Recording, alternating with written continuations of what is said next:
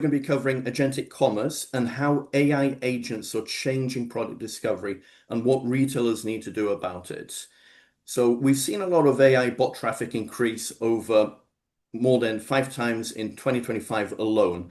And as consumers, we're already using AI assistants for shopping tasks, such as finding products, researching and comparing options and getting recommendations. And in some cases, some AI agents are also completing purchases on our behalf. So earlier this year, AWS, Botify, and Datadome, in collaboration with Retail Economics, published some consumer research with some data around which categories and shopping missions are most affected, bot traffic data that reveals how AI agents are crawling and evaluating products, and how that differs from your traditional search engines, and also some practical guidance on the 3 critical work streams that retailers need to address, which are managing AI traffic and security policies, ensuring product data is structured and machine readable, and building on-site experiences that gives consumers a more conversational search and product discovery experience. So let's get started. So what we're going to run through in today's session. So first of all, Richard Lim from Retail Economics is going to walk through some really fascinating insights from the research I just mentioned. Richard's team have surveyed thousands of consumers across the UK, US, and France. And some of that data and some of the insights they've drawn really tells a very compelling story about where we are today and where all of this is heading. After that, we're going to move into a panel discussion where we'll then be joined by Jerome from Datadome and AJ from Botify, and we'll dig more into some of the practical side of this, and how to manage AI bot traffic and how to structure your product data so that AI can actually find it and use it effectively. Then we'll have a Q&A session, and then we'll wrap up with some final thoughts. Okay, as a QA reminder, you can drop your questions in a chat at any time, and we'll try to get to as many questions as we can in the end. Sounds good? Okay, so let's get started. So with that, I'd like to welcome Richard Lim. Richard, please introduce yourself and kick us off with your presentation. Thank you. Brilliant. Thank you so much, Marco. Really delighted to be here today and launch this piece of research with AWS, Botify, and Datadome. I think the future of search for me is probably one of the biggest topics of conversation we're having right now. And it feels like this discovery funnel is fragmenting, and the conversations that I'm having with brands and a lot of our clients is the need to remain discoverable across an increasing range of different channels. And that's dominating a lot of the conversations at that C-suite level. Agentic commerce is really shifting the world for different brands, and they're competing for customers' attentions, but increasingly how they need to be found and understood by machines. Visibility is becoming much more technical, much more mediated, much less within the brand's control. And so over the next 10 minutes or so, I just want to cover some of the highlights of the research that we've conducted. As Marco mentioned, it covers the UK, US, and France, but we canvassed opinions of over 6,000 different consumers, and we'll also be touching across some of the proprietary data with our partners as well. So we want to answer some of the key questions around AI use for consumers, how prevalent it is, what are the sectors that are most likely to be impacted, what are the brands, and what they need to do to consider how to continue to be found within this ever-moving industry. And so what I'll do now is just go on to my first slide, but it's helpful to add just a bit of context in terms of where the industry is right now. And it feels like we're evolving at warp speed when it comes to that evolution of search and discovery, and it's speeding up significantly. And actually, if we think about where we've come from in the last 15 years, it's almost unrecognizable. And so the industry for a long time has been built around clicks, and retailers have focused on keywords, they focused on behavioral search. Mobile, of course, was a big game changer. And then we had, but even mobile didn't essentially change the essence of how to be discovered. Visual and contextual search had some kind of impact, but nothing quite as significant in my mind as agentic discovery. And one of the big game changers now is that it's not consumers that are necessarily doing the heavy lifting. It's that's being done more and more so by the job of AI. So arguably, what I'd say is that this behavior has already become mainstream. And so the research that we conducted shows that consumers, 73% of consumers are already using platforms like ChatGPT, Gemini, Claude, Perplexity to be able to discover products. That rises to 50% for younger consumers like Gen Zs. So clearly, it's no longer a kind of a fringe activity. And what it tells me is that people are becoming very comfortable, very familiar with AI as a discovery platform. And especially where it saves time or simplifies complexity, this is where consumers are leaning into this type of technology. The reason why I think it matters so much is because it can have a significant impact because it's solving pain points for consumers. And so, what our research also showed is that consumers are embracing it in three main areas. Firstly, it's around time saving. So, we found that 28% of consumers said that they're using these platforms to save time, but it's also helping find better prices and helping with complexity for technical products as well.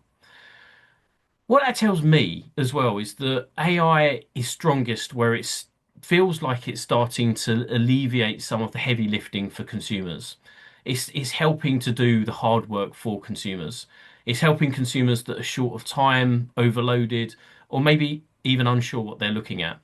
So while there might be some commercial decisions for retailers and brands to balance, the brands that reduce effort the fastest are likely to gain a competitive advantage in my mind. However, the impact is likely to be felt uneven across different parts of the market. And what this shows is consumers' willingness to use AI and their trust in search and discovery across different parts of the market, across different segments of the market. I appreciate that there's a lot going on here. So if I was to simplify this in three main messages, it would be the first one would be that US consumers are the most likely across other markets to use AI in terms of discovery across most of the categories. This might be important because it shows a bit of a maybe a bit of a crystal ball gaze into what other markets can expect to see in the future. The second is that in all markets, electricals and jewelry stand out for different reasons. And electricals is a category that could see the greatest disruption quicker than other categories. And this is a category where specifications really matter. And if I'm shopping for a laptop, as an example, then some of the attributes that are front of mind for me are things like the screen size, the processor speed, the processor brand, price, weight, and all of this product information is at front of mind and it can be surfaced through search. And also, brand acts as a really important shortcut in terms of trust because I trust the quality of specific brands. But on the other end of the spectrum, we have category like jewelry. And this is a tactile purchase. It's personal, it's emotional, it's experience led. And this is where AI might have a more limited role in terms of discovery. The third highlight for me with this particular slide is that culture plays a role. And so the positioning of food and grocery differs widely by market. And in the US, it appears to be one of the categories that might be impacted the most. A routine purchase, typically low value, a commodity type of product. But in France, what I'd argue is that the cultural differences dictate that difference in terms of where AI might potentially have an impact upon discovery. But the main point here is that disruption is going to fall unevenly. And as we zoom into the UK market, you can see here that there's different categories that are likely to be impacted across that different spectrum. But that distinction really matters because I think it hints towards where the near-term impact is likely to be felt and also where the near-term opportunity is likely to be found as well. And so those brands that can support decision making and build confidence around AI are also those that might be able to create a significant competitive advantage as well. We also looked at shopper mission, And so here our research sees some fascinating differences by the type of purchases and the type of missions that consumers are going on as well. And there's real consistency here across markets. Consumers are much more willing to use AI where missions are uncertain, complex, especially technical purchases, and also interestingly around buying gifts. So again, technical purchases where it might be electricals, we can see where this aligns in the example that we used before.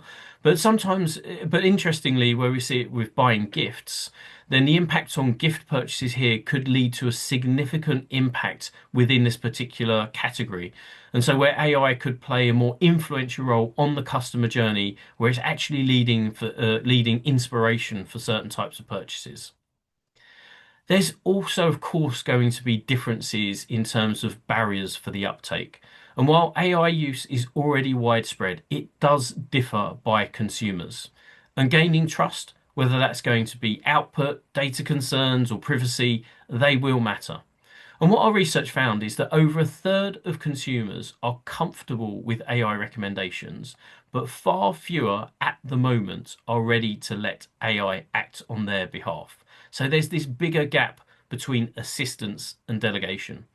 And consumers are happy for AI to advise, but there is that element of trust that is holding them back in terms of, and the technology, of course, that's holding them back in terms of full automation. But the sweet spot in terms of trust, what we found in our research, isn't necessarily the younger consumers. It's in fact the most wealthy millennials. So it's probably those that have been exposed in terms of work, already practitioners of the technology. Whereas the sour spot, if you like, is the least affluent older consumers.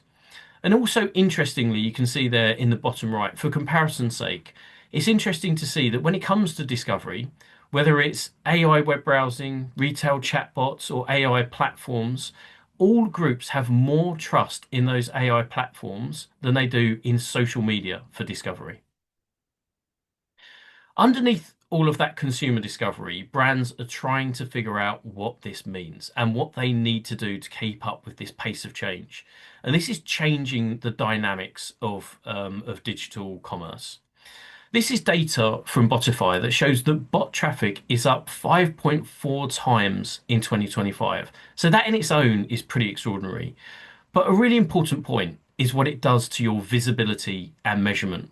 Because if machines are crawling, retrieving, and evaluating at scale, then the growing share of discovery is happening in environments where retailers' typical metrics aren't necessarily there and measuring what they need to measure. This change in metrics needs to capture new metrics and evolve to where the types of discovery that are being used today. This shift in AI is causing a significant difference in terms of the metrics that are needed and what's being surfaced and important to consumers. What I think here is pretty telling. So traditional search, it drives one in one. In terms of traditional search, it drives one visit for every six crawls. In AI-driven discovery, it's more like one in every 200 crawls. So in plain English, there's far more work being done before the click, and it means that traffic alone is becoming a worse proxy for presence. Overall, we see five major trends that are reshaping discovery. Reshaping the discovery landscape. So discovery is changing, of course, but so is data structure, infrastructure, model capability, and how performance needs to be measured. Marketing, e-commerce, security, engineering, data governance, they all have skin in the game now. And it's critical to feed the discovery funnel. Those businesses that are going to win in this new environment are those that are focusing on all of these areas, but not in isolation, but as a coordinated strategy that shapes ownership, execution, and capabilities. This slide is probably one of the most important slides when it comes to strategy and why it matters. There are now multiple layers between customer and the brand, from answer engines and shopping agents to browsers, operating systems, ranking signals, access permissions. The relationship is becoming much more mediated. That weakens the old idea that if you have a strong website as a brand and decent SEO, you're likely to be discovered. Increasingly, retailers are operating inside of someone else's interpretive layer, and that means control shifts from channel ownership to data control, data signals, and technical accessibility. And within that search, and within the research, what we did is we answered some of those questions around the so what and why. So why is it important for businesses to understand what that evolution might look like and what they need to do to prepare? We outlined three major workflows here, and the report goes into so much more detail in terms of some of the practical measures that brands can look at in terms of keeping up with these evolving changes. But the first work stream is around the traffic policy and agent security. And put simply, it's about how to keep good bots in, give them the data and surface the data they need, but also how to keep bad bots out. The second work stream is around data readiness. Because if your product data is weak, incomplete, or machine unfriendly, AI will either ignore the brand or infer on your behalf. The third is around the on-site AI experience, which is really about whether you can turn machine-led discovery into a journey that still feels trustworthy and branded. The more and more I think the more and more that consumers are going to be accustomed to brands like GPT, Claude, Gemini, and others, I think there will be an expectation of on-site AI agents that will need to be met that will need to be met by those consumer demands, those consumers that are demanding those types of experiences. So to wrap up, agentic commerce is moving at pace. Consumer adoption is already widespread, and the discovery funnel is becoming fragmented even further. The impact will be felt unevenly across different parts of the sector and the markets and consumers, but it will be critical for businesses to understand where they sit in this whirlpool of disruption.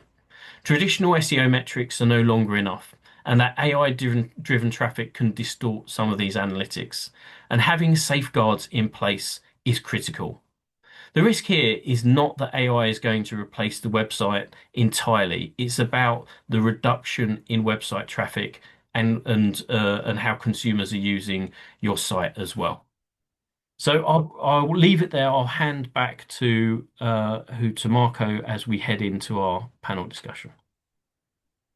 Richard, thanks for that. That's really useful framing. I particularly like that point about electronics and appliances being in that category where consumers trust AI the most, and that's definitely going to be something that we come back to in the discussion. So let's bring on our other panelists, and with that, I'd like to welcome Jerome from Datadome and AJ from Botify. Jerome, AJ, welcome. Before we jump into the questions, why don't you take a moment to introduce yourselves and your companies? Jerome, let's start with you. Yeah, thank you, Marco, and thanks for so far this presentation. Very interesting. So I'm the VP of research at Datadome. Our mission is to free the web from automated traffic. We've been focusing on bots for a long time. That continues to be our core specialty, of course, but we could not miss everything that's happening in the AI agent space, and our customers more and more are asking to have the visibility into these all these AI agents, being able also asking a lot of questions, turning to us as experts into what should they do? Should they allow this traffic? What are the security implications, and so on. So I'll be happy to participate in this panel and talk about that topic. Great, thanks, Jerome. AJ, over to you. Yeah, I'm AJ Gergich. I'm a global VP of AI and consulting at Botify. And Botify's mission's pretty simple. We help brands be found wherever their customers are, whether that be traditional SEO or AI search. So excited to talk with everyone today, and it's going to be a great session.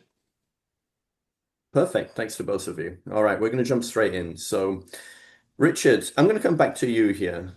So a lot of the findings kind of conformed with many of the things that we've been seeing in the market over the last year or so. But as a retail expert and retail veteran, I'm really curious to know what surprised you the most from the research and what does that mean for retailers today? Yeah. For me, I think it's just the speed of change. I think the speed of change is astonishing, and retailers are of course figuring out what all of that means. But we've gone from essentially consumers not using AI within the space of 3 years, 70% of consumers using AI in some form or another, and over a third of consumers using it specifically for shopping tasks. So that's been a huge change in the way that consumers are discovering products, researching products, and of course, in some markets, beginning to buy products as well. So that speed of change is the thing that's really surprised me. And then I think secondly, it's just the difference between different markets as well. And so we saw that slide that compared different markets with different sectors.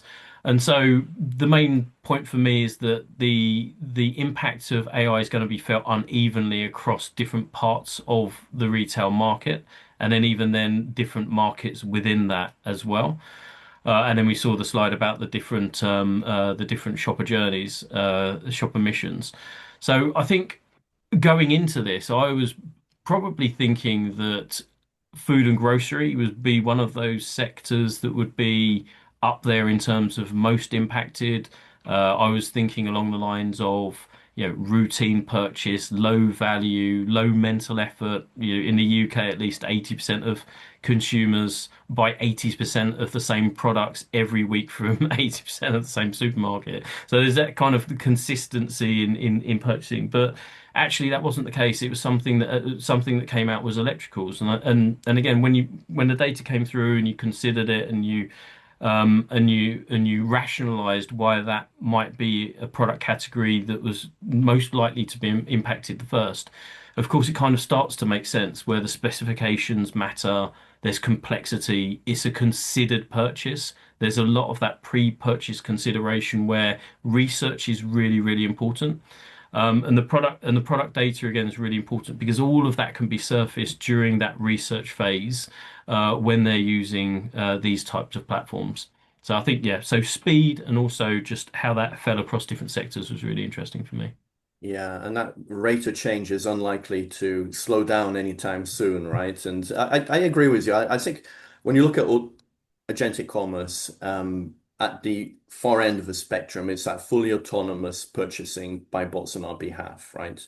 And I think the reality of where we are today is probably more on the agentic discovery part and probably not quite yet at that full end to end. Something else that jumped out of the report that was really interesting was that 5.4% increase in AI bot traffic over the course of 2025. I mean, that's like a massive explosion there.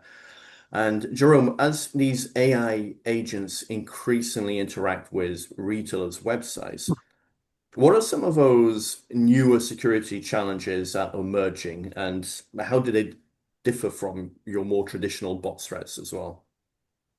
Yeah, for sure. I think also something to keep in mind is uh, we we're only seeing, I think, a small portion of the overall traffic due to, a number of reasons.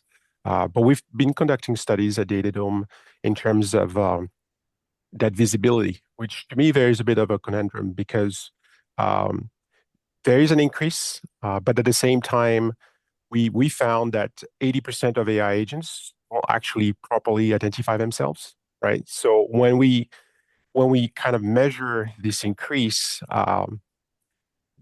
we have to take that into account. If all AI agents actually properly identify themselves, we'd probably be at a much larger number.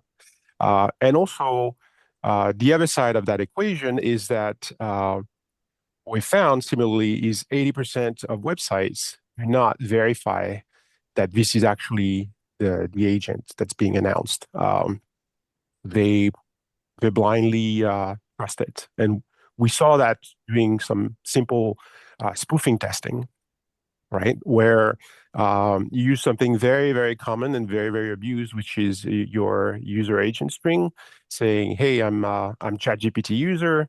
Uh, and what we found is most websites actually just believe you at that. That means either they don't have a bot protection solution in place, or uh, they fear blocking traffic from any AI agent could actually impact their metric, their business. So that's one issue. The other issue is that in terms of security challenges, what we see, the leverage that AI agents can give you is they're much more.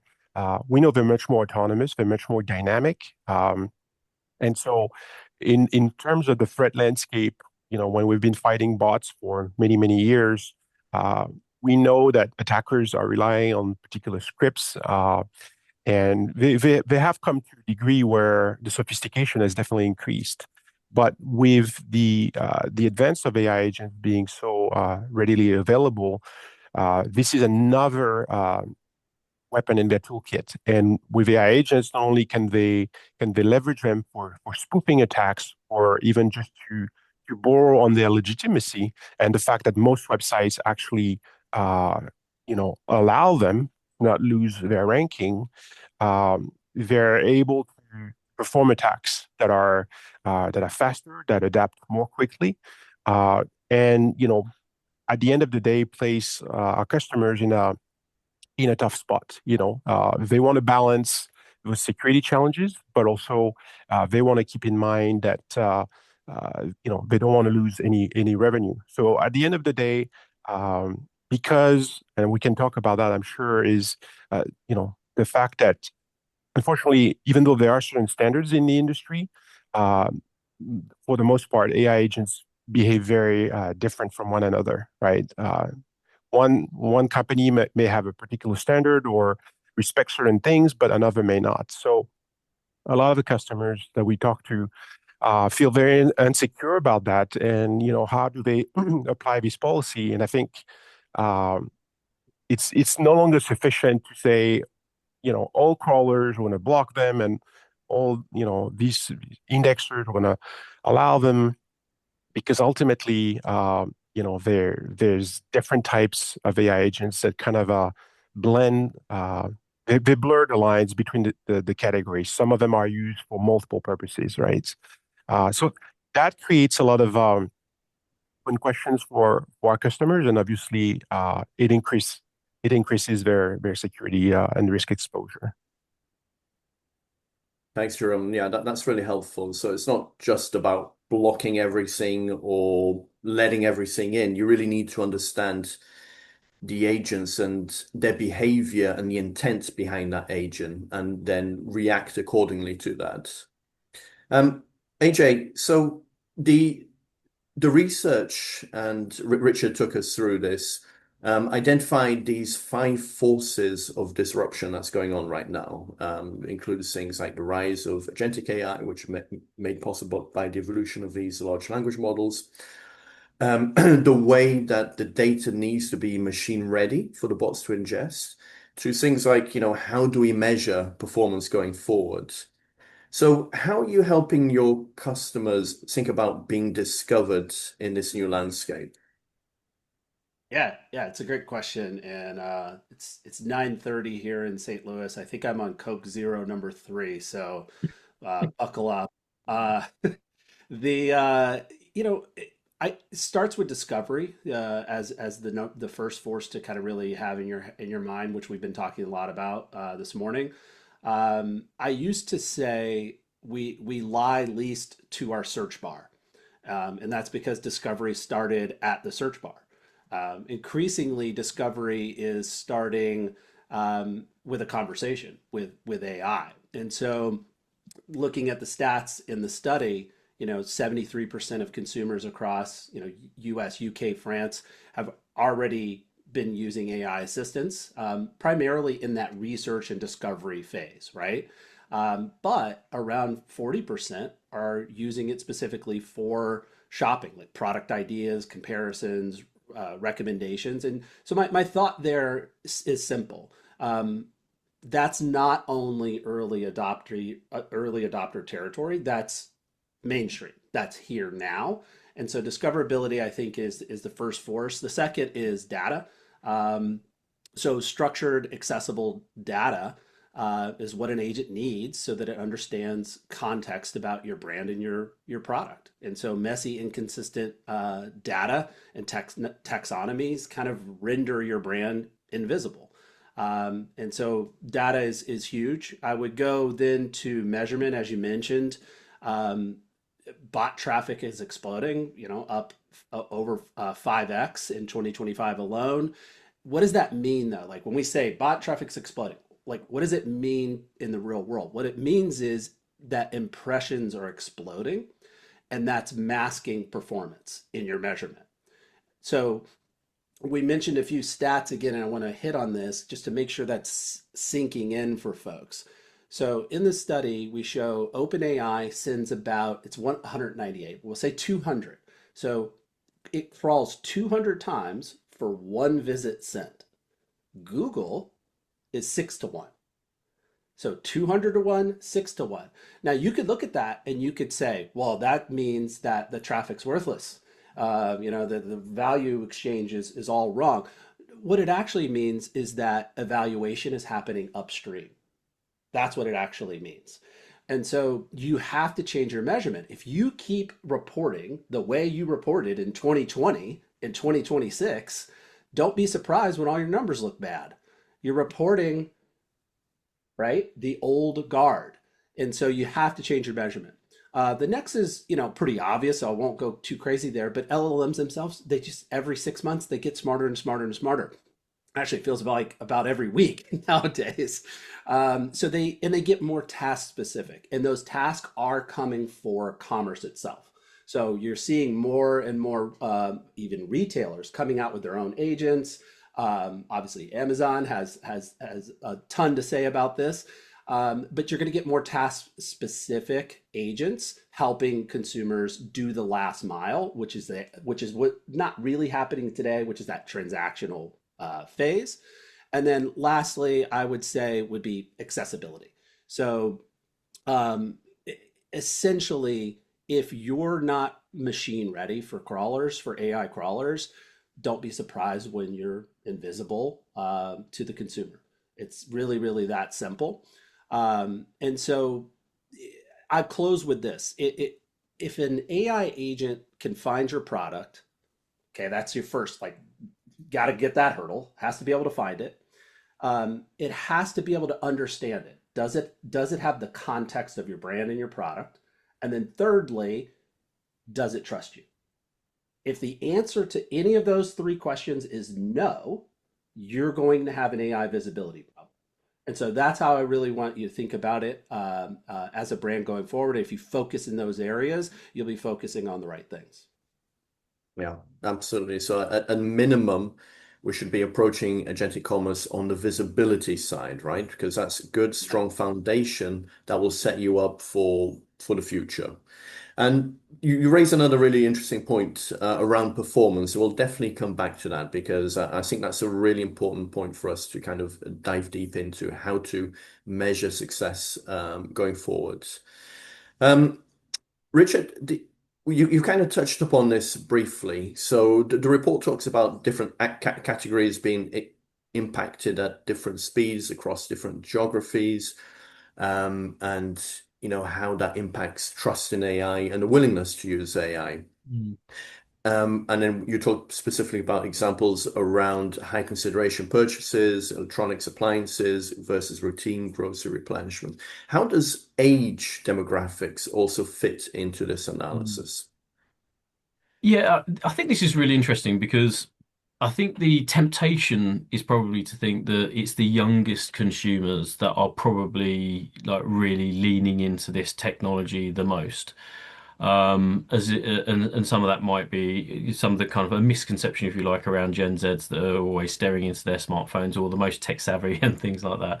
But actually, what we found is that the sweet spot in terms of trust and use and use of the technology is actually a little bit older.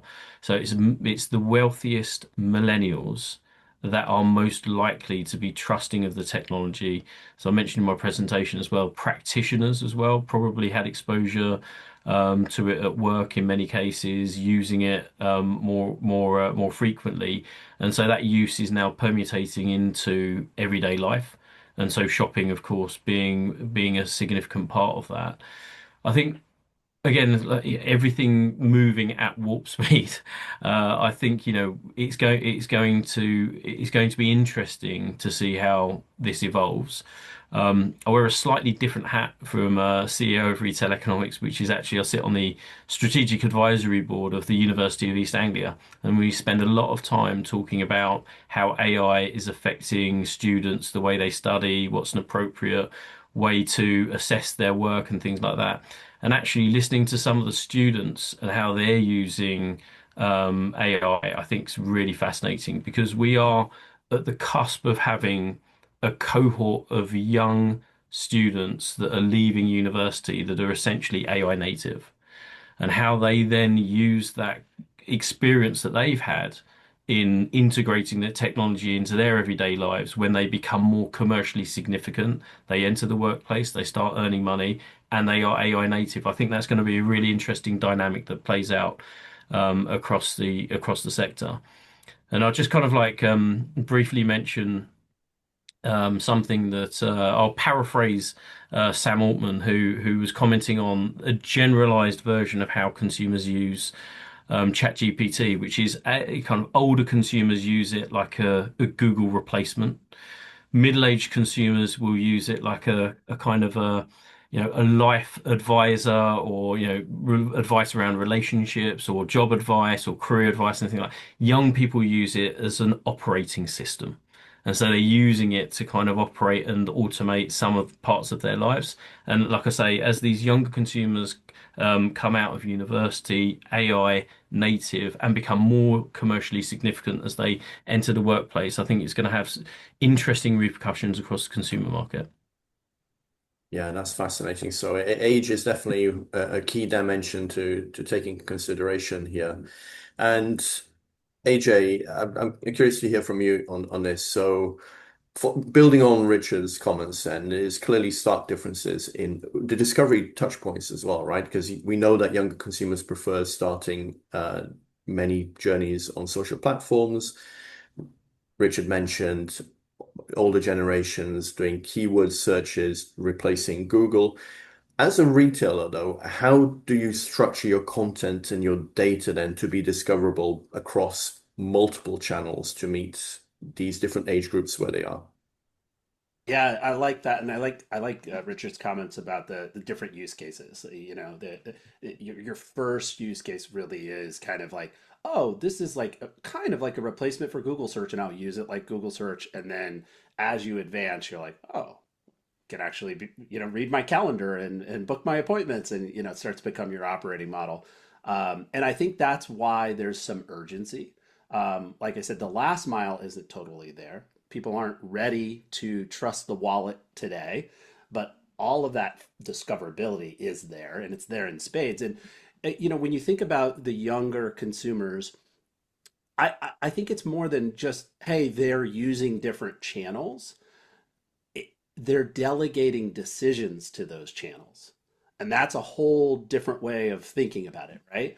And it's not going away. So those more affluent, 38, 40-year-old kind of millennials, the study, the data we have, 97% intent to keep using AI assistance for shopping. You can't get 97% of people to agree about anything. So that's a pretty high number. I haven't seen 97 on any survey on anything in the world. Is the sky blue? I don't think you get 97%. So, when you're thinking about that, like what does structured really mean? And it's hard, content's hard to scale, right? And so what it means to, Botify, and what we're thinking about is one source of product truth. So standardizing your attributes, your metadata, your taxonomy across every channel, so that your data doesn't say one thing on a PDP and something else in a feed. So Botify just launched our agentic feed capability. Plug. Won't go too salesy there, but I can tell you this: I've been looking at a lot of feed data. My team's been looking at a lot of feed data, and I can guarantee you what is consumer sees and what a feed sees that an agent might see are very different things, right? And this is across the biggest brands in the world and some growth starting up. It's different information, and you got to think about that. If you're giving different context to an AI, don't be surprised when they get confused, right? How will they know? That you're literally feeding them different contexts. So machine readable first. Your content should be machine readable first. Bots can't render JavaScript very well. Eventually they will, but they can't today. And it also is it's expensive. Text is cheap. JavaScript and code is hard to render. The problem is a lot of the web was built on JavaScript. So you'd be very surprised what is invisible to AI agents that you think that they're seeing. So machine readable content that is clean and consistency, removing the ambiguity. Don't leave it to AI to kind of infer or guess what your product or your brand is about. Can't do that. And it's not just about the traditional things like in paid media, it was all about attributes. Your feed were attributes. You fed the attributes. AI needs context, intent, right? That they're helping the person make a decision. It's a bot that can think. And so you really need to think about the way you're changing those feeds to give intent, give context, the same context that a consumer would get. You must feed to the agents. And then lastly, I would say rapid updates. So what we've run into with brands, especially in retail and e-commerce, would be this all breaks when you change your price, right? So an LLM, if you go to LLM and say, hey, I want to buy, a Nike Air Force Ones for my kid, it doesn't know the current price. It doesn't know if that size and color is in stock. It has no idea because that training data is 6 months to a year old. So what does it have to do? It must go and do live retrieval. Well, your data better be ready for that. What if you changed the price yesterday? What if it went out of stock yesterday? What if you got a new shipment of, royal blue in? It doesn't know. And so the system starts to break down if you can't support rapid live updates with those feeds and give them the context on demand. And so that's a more of a tech problem, but it's something everyone's going to face. And that's also the consumer adoption problem. Until we fix that, that last mile won't be trusted, right? Because you're getting information. We've all done it. You get the information from the AI and it's wrong. It's like stale or hallucinated. A lot of times it's because they literally lack the context. So honestly, that's again, I'm trying to give you guys things that you can these are narrow things to focus on. If you focus in these areas, you're focusing on the things that will make direct impact to your bottom line and set you up for the future. Okay, perfect. That makes a lot of sense. So that core foundational data needs to be universal across all of the channels. You need to be consistent in the data that you push out there. The context and the intent is important as you feed that into the agents so that they have that available. And then you need to be making rapid changes as well, right? So that price and availability is always accurately represented. Okay. Jerome, so earlier on you mentioned that not all AI agents are created equal, right? You have differences in these different agents. So what does that mean in practice, and why should retailers and brands actually care about those differences? Yeah, thank you. And I just wanted to rebound on what AJ was saying as well earlier about intent. That's something that's very near and dear to us at Datadome, maybe from a slightly different perspective and from a malicious intent, bad intent point of view for AI agents. But also what you mentioned earlier, AJ, about that ratio, that 1 to 200. And it goes about, not all agents being equal because, like I said, we see a lot of AI agents behaving very differently. And when I think of that ratio, it brings back a case that I worked on for Grok from XAI, where the way that it behaves when you ask for it to fetch a page, instead of making a single request to that page, it'll make 12 requests at the exact same second. So from our point of view, it looks, when we look at our logs, we see in terms of microseconds, we see the requests for the same resource coming from different IP addresses, different user agents, iPhone, desktop, and all of that for this exact same thing, right? And it's, when we think about the intent of that agent, what is it trying to do? Here is trying purposely to access the resource without being blocked. And rather than do, in my mind, the right thing, which would be to properly announce itself, to use some of the standards that we know. I'm thinking of, IP address ranges, RDNS, but beyond that, web.auth, which allow us to properly authenticate an AI agent. Instead of doing that, it's going to try to do what the bad guys do and, essentially brute force its way in to steal your resources. So if you are a merchant, if you're a publisher, that creates a lot of load on your infrastructure.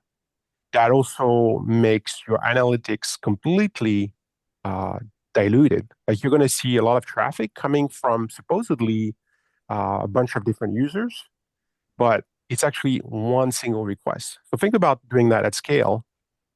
If you have many people using that AI agents and you multiply that one request by the number of people that are using it, as a website owner, as a company, you're gonna have a tough time explaining your metrics. Your analytics are going to be completely false, right? So part of the work we do at Datadome is really it's not always to block necessarily malicious attacks with malicious intent, but also filter and block these requests that are just simply abusive, that don't really meet the business interest, right?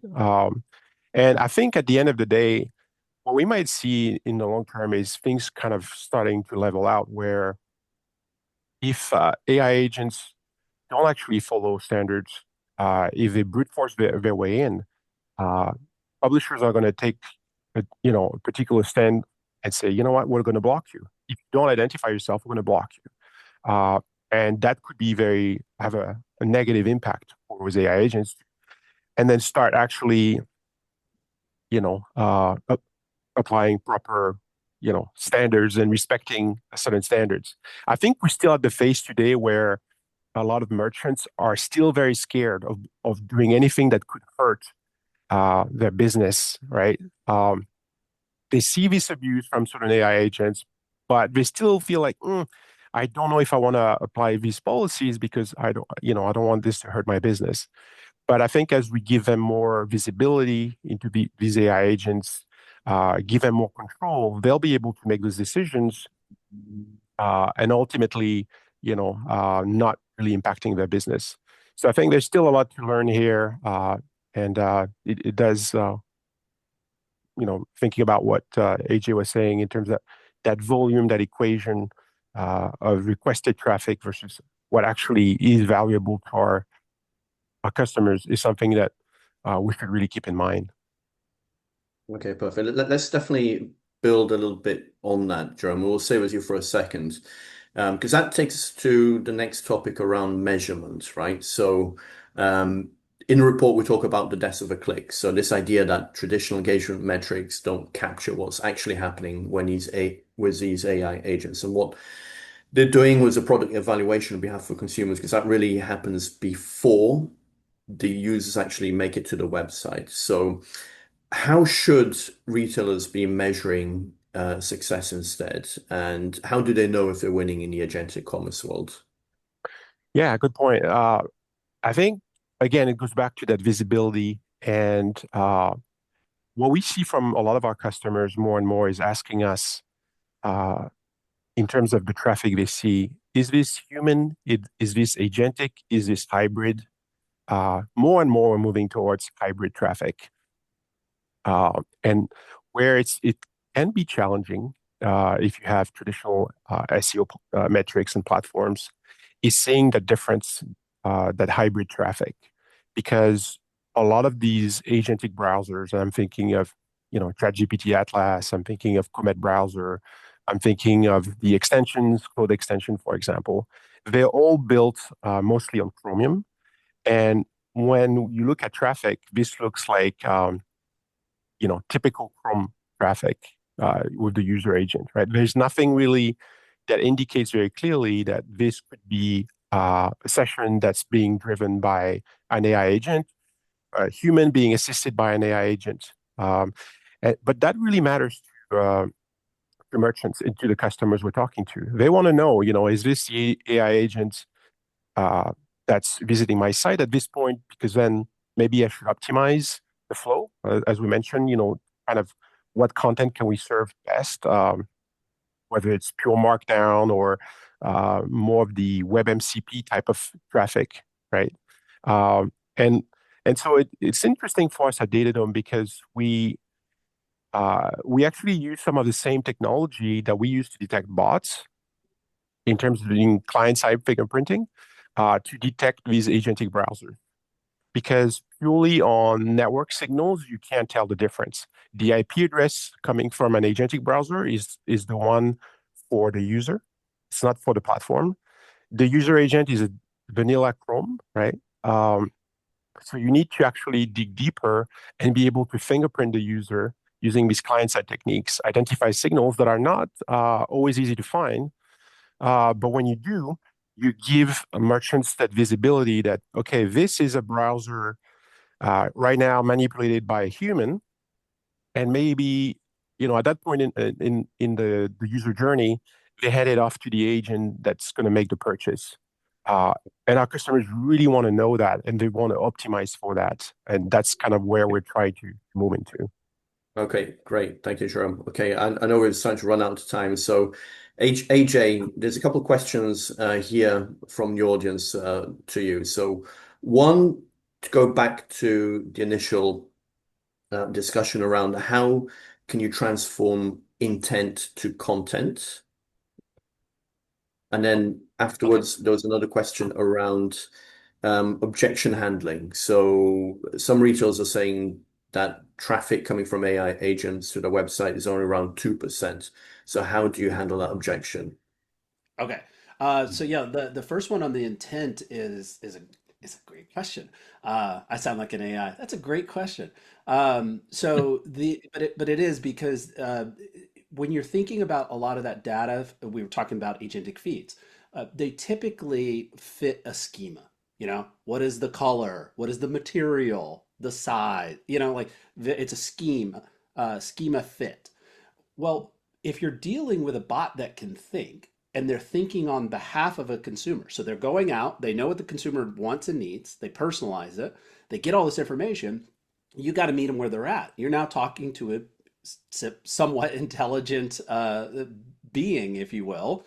And so think about it this way, like the phrase I like to start with, there's a magic phrase you can use in search called good for. So go to Google right now and think of a brand. So I just typed in while we were talking, I went, are Crocs good for, and then blank, don't put anything, and just click into the search bar again and watch what drops down. What I'm looking at right now are flat feet, bunions, like all of these different things, bad knees, right? Are, and then this will work for anything. Put a wash machine in there, right? It is this product good for, is X good for Y?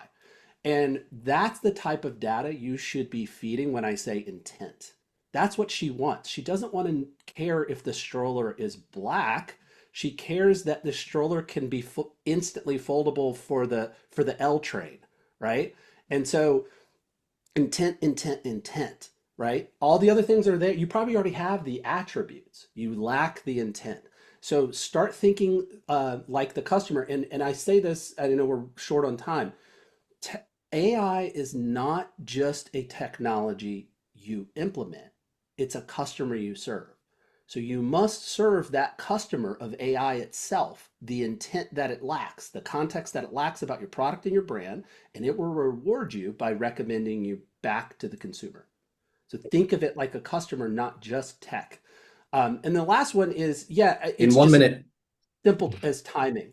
2% is about what I see. I see in between like 1 and 3%. So 2% sounds about right to me. But that is last mile. Think of all the upstream that you're not hitting and tracking that show up, but they've been informed by AI.